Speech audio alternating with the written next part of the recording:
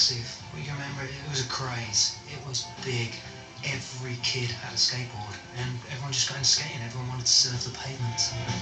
The actual boards themselves, they were kind of a rubbery plastic, normally blue, with matching wheels that were very, very fast. It was very narrow, very fast, and quite dangerous. London's biggest toy shop prepares for the skateboard invasion, with skateboard prices. £85 for this one. Of course, there has to be expensive protective clothing. My very first skateboard was called a Black Knight, and it was a wood plank that they were mass marketing and selling, but they had metal wheels. They were like old clip-on roller skating wheels, and they were the worst. But I liked it, but then I was aware that if I went on it too much, I would get one big fat leg and one skinny one, which wouldn't have looked good in my tight pants. Once I got used to the feel of being on a skateboard and learned to make turns, I began to enjoy myself. I used to get some Coke cans out and used to like weave in and out, slalom in and out of Coke cans. Used to do handstands and all little freestyle tricks. It's all your own. You're not a team player. It's all about individuality. You make a trick, it's yours. You did it. No one helped you. You did it. Do you want to give me a push? Yeah, okay. Oh, right. You skateboard stuff. I was absolutely useless at it.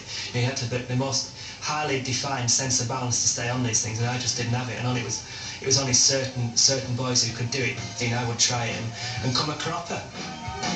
You hit a pedal, and all of a sudden, what was doing 20 miles an hour, all of a sudden it's doing 0 miles an hour, except your body's now doing 20 miles an hour and getting launched off of it forward, flying. All of a sudden you'd be like, whoo!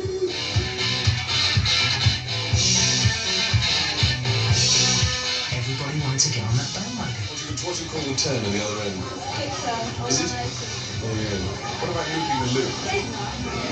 They wanted to be seen to be down with the kids, hanging out with the kids. I haven't done it for such a long time. I've tried it. I have got one of my own. Had I known in advance that there was skateboarding here, I would, of course, have bought a helmet and all the other protective paraphernalia.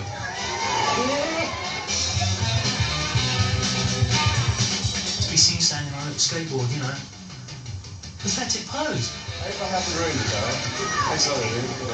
I know what you mean. It takes a lot of time to get the balance, doesn't it? I know. Oh, well, I was practiced. I got quite cocky. I remember doing quite a spectacular manoeuvre down a hill, and one of my friends was at the bottom of the hill, and I sort of came to a natural halt, and I gave this look like, you do that. I just fell flat on my face. I don't know why. I'd come up to a perfect stop. But as the kids took to the streets, so the accident rate soared. Soon, the demand on local councils to provide safe areas for the sport became overwhelming. Because kids were out there on the pavement, they were seen as a danger. And then grannies were supposedly getting knocked over on pavements because there was no skate parks.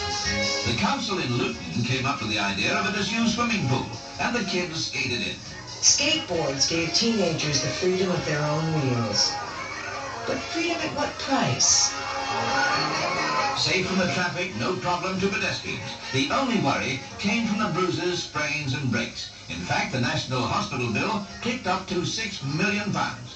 It would be great finding that hill that was just a sheer, and then seeing you make it down and then realising that it was a one-way street and there were cars only coming up. Being a big lad, picked up a fair bit more momentum than most. If it was a speed trial, I'd have won.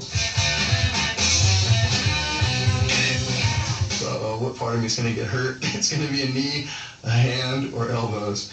And most often it was definitely the knees. The knees went through some hell.